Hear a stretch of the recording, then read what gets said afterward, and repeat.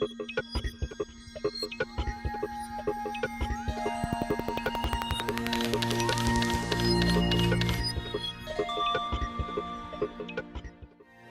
talk a little bit about the psychology of investing. So we've talked about some of the technical factors, how to think about what a business is worth. You want to buy a business at a reasonable price. You want to buy a business that's going to exist forever, that has barriers to entry, where it's going to be difficult for people to compete with you. But all of those things are important, and a lot of investors follow those principles.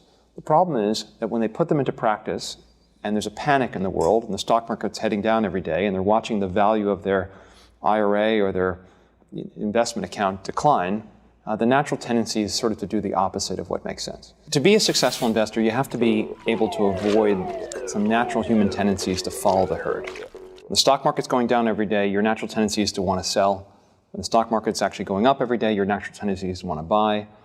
So in bubbles, you probably should be a seller. In busts, you should probably be a buyer.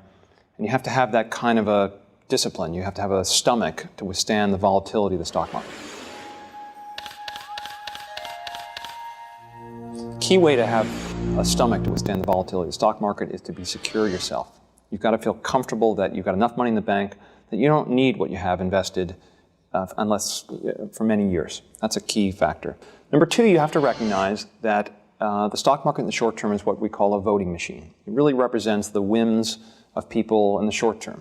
Stock prices are affected by many things, by events going on in the world that really have nothing to do with the value of certain companies that you invest in. So you've got to just accept the fact that what you own can go down meaningfully in value after you buy it. That doesn't necessarily mean you've made an investment mistake. It's just the nature of the volatility of the stock market. How do you get comfortable? You don't just buy a stock because you like the name of the company.